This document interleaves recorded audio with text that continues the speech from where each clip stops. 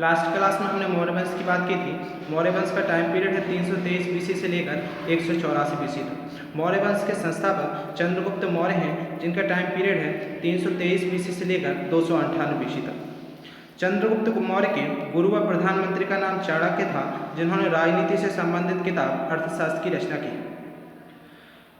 जैन व बौद्ध ग्रंथों के अनुसार चंद्रगुप्त मौर्य क्षत्रिय थे, जबकि ब्राह्मण साहित्य के अनुसार ये शूद्र थे, क्योंकि मुद्रा राक्षस नाटक में इनके लिए बिरसल शब्द का प्रयोग किया गया है, जिसका अर्थ होता है निम्न कुल।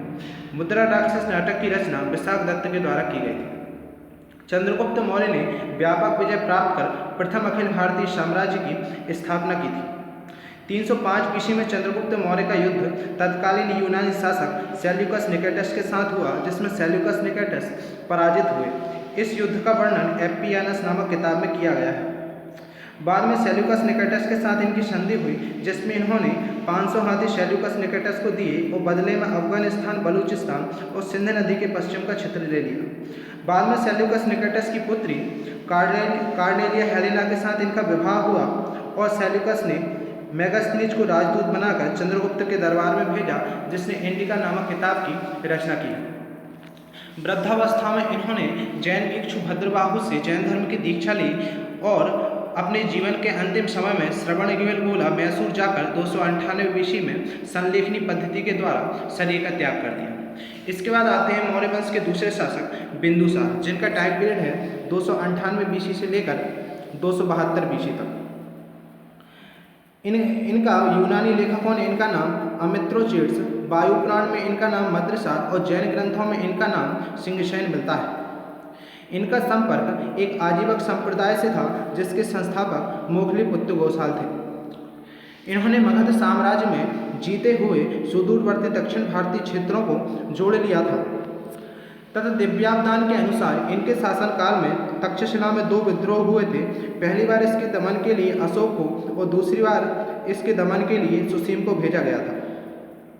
स्ट्रोबो के अनुसार यूनानी शासक एंटियोकस ने डायमेकस को राजदूत बनाकर चंद्रगुप्त के दरबार में भेजा था। इसके बाद आते हैं अशोक का टाइम पीरियड है 273 बीसी से लेकर 232 बीसी तक। 273 बीसी में ये अपने मंत्री राधागुप्त के सहयोग से 99 भाइयों की हत्या कर सिंहासन को प्राप्त करते हैं, परंतु इनका वास्तविक राज्याभिषेक 269 बीसी में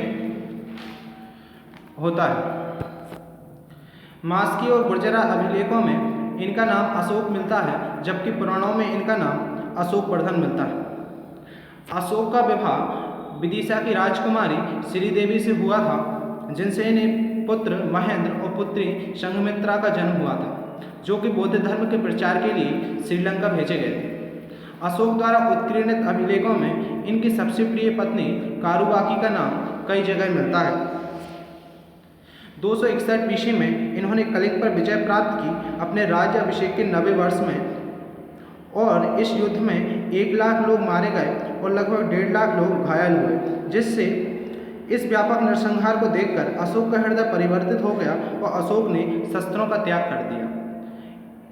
तब मगध के अंतर्गत कलिंग की राजधानी धोली या तोसली बनाई गई। इस युद्ध का वर्णन अशोक के 13वें शिलालेख में किया गया है। कलहड़ की राजतरंगी के अनुसार अशोक पहले शैव धर्म के थे। दीपवंश व महावंश के अनुसार सुसीम के पुत्र निग्रोध को भिक्षा मांगते हुए अशोक ने देखा और मोगली पुत्र तिष्य से बौद्ध धर्म की दीक्षा ले ली। मौर्य वंश का अंतिम शासक बृहदत्त था, जिसको उनका अमात्य पुष्यमित्र शुंग अपदस्थ कर शुंग वंश की स्थापना कर देता है।